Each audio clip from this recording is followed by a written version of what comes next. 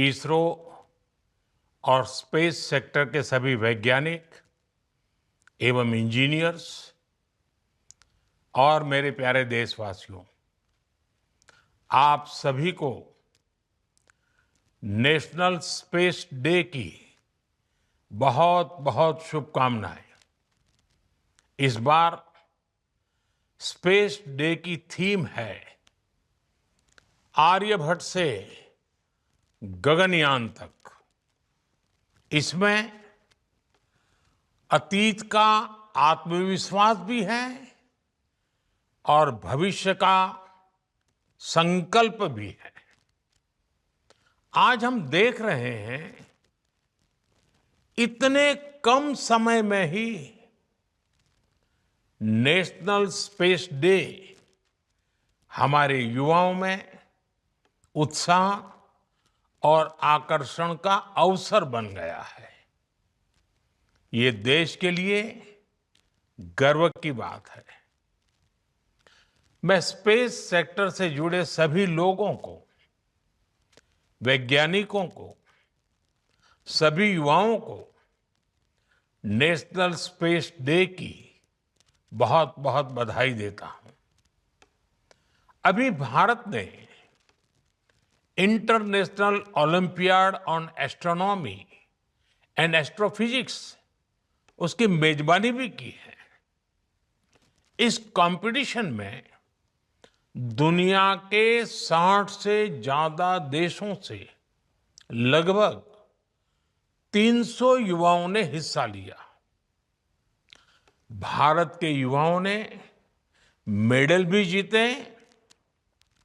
ये olympiad space sector में भारत की उभरती लीडरशिप का प्रतीक है।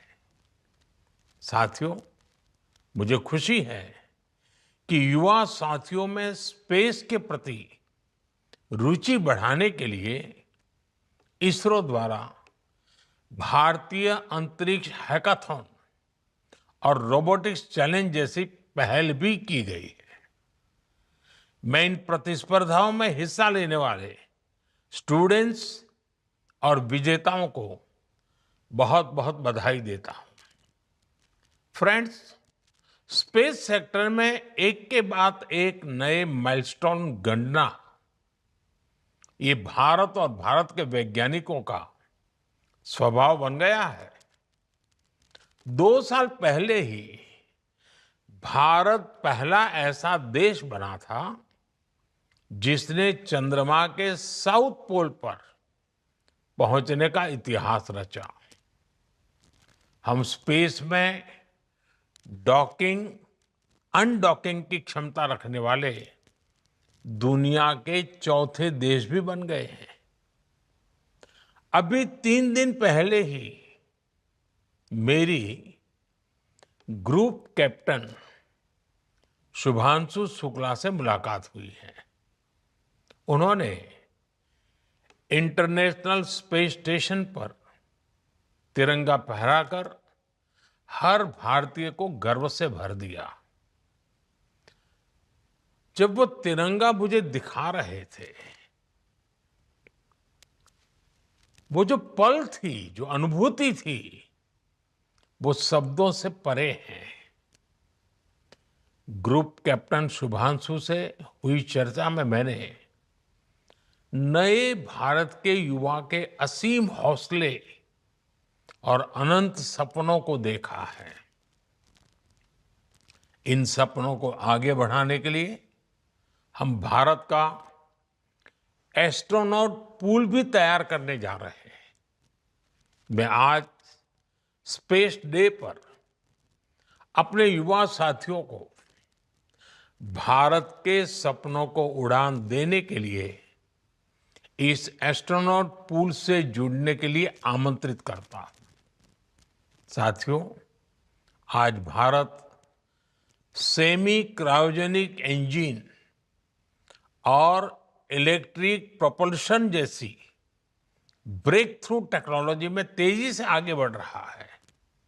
जल्द ही आप सब वैज्ञानिकों की मेहनत से भारत गगनयान की उड़ान भी भरेगा और आने वाले समय में भारत अपना स्पेस स्टेशन भी बनाएगा।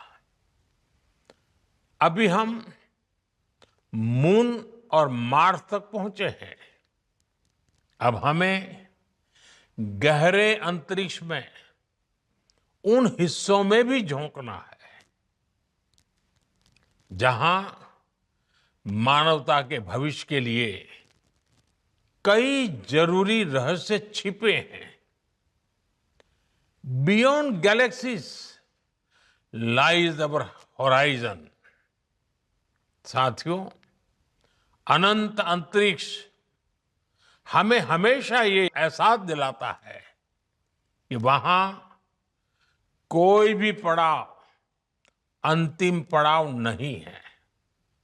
मैं मानता हूं स्पेस सेक्टर में पॉलिसी लेवल पर भी कहीं कोई आखिरी ठहराव नहीं होना चाहिए। और इसलिए मैंने लाल किले से कहा था, हमारा रास्ता रिफॉर्म, परफॉर्म और ट्रांसफॉर्म का रास्ता है। इसलिए बीते 11 वर्षों में देश ने स्पेस सेक्टर में एक के बाद एक लगातार बड़े रिफॉर्म्स किए हैं। एक समय था जब स्पेस जैसे फ्यूचरिस्टिक सेक्टर को देश में अनेक पाबंदियों से बांध दिया गया था। हमने इन बेड़ियों को खोला। हमने प्राइवेट सेक्टर को स्पेस टेक में परमिशन दी और आज देखिए देश में 350 से ज्यादा स्टार्टअप्स स्पेस टेक के इनोवेशन और एक्सेलरेशन का इंजन बनकर उभर रहे हैं। इस कार्यक्रम में भी उनकी बढ़ चढ़ करके उपस्थिति दिख रही है। हमारे प्राइवेट सेक्टर द्वारा बनाया गया पहला पीएसएलवी रॉकेट भी जल्द ही लॉन्च किया जाएगा। मुझे खुशी है कि भारत की पहली प्राइवेट कम्युनिकेशन सैटेलाइट भी बनाई जा रही है। पब्लिक प्राइवेट पार्टनरशिप के जरिए अर्थ ऑब्जर्वेशन सैटेलाइट कॉन्स्टलेशन भी लॉन्च करने की तैयारी है।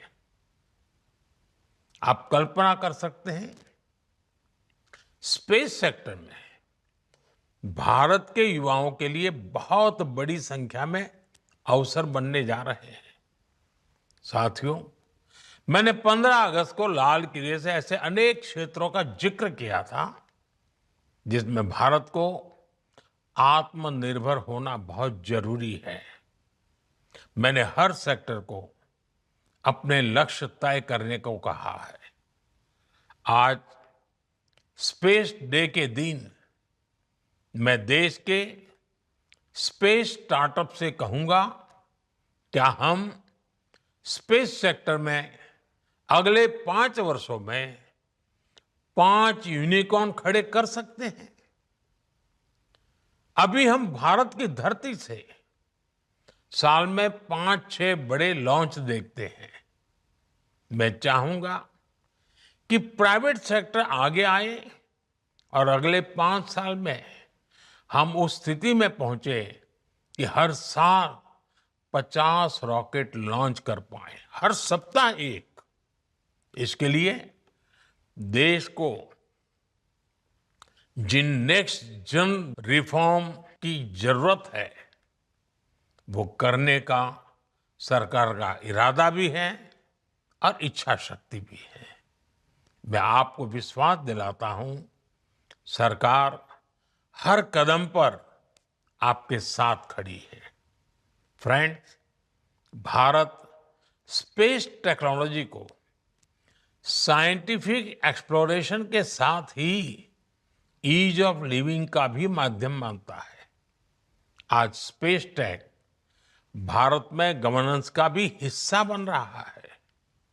फसल बीमा योजना में सैटेलाइट बेस्ड आकलन हो, मछुआरों को सैटेलाइट से मिल रही जानकारी और सुरक्षा हो, डिजास्टर मैनेजमेंट हो या पीएम गति शक्ति नेशनल मास्टर प्लान में जियो स्पेशियल डेटा का इस्तेमाल हो। आज स्पेस में भारत की प्रगति सामान्य नागरिकों का जीवन आसान बना रही है। इसी दिशा में केंद्र और राज्यों में स्पेस टेक का इस्तेमाल बढ़ाने के लिए कल नेशनल मीट 2.0 का आयोजन भी हुआ है। मैं चाहूंगा ऐसे प्रयास आगे भी चलते रहें। हमारे स्पेस स्टार्टअप भी नागरिकों की सेवा के लिए नए सॉल्यूशंस दे, नए इनोवेशंस करे। मुझे विश्वास है आने वाले समय में अंतरिक्ष में भारत की यात्रा नई ऊंचाइयों को छुएगी। इसी विश्वास के साथ आप सभी को एक बार फिर नेशनल स्पेस डे की बहुत बहुत बधाई। धन्यवाद।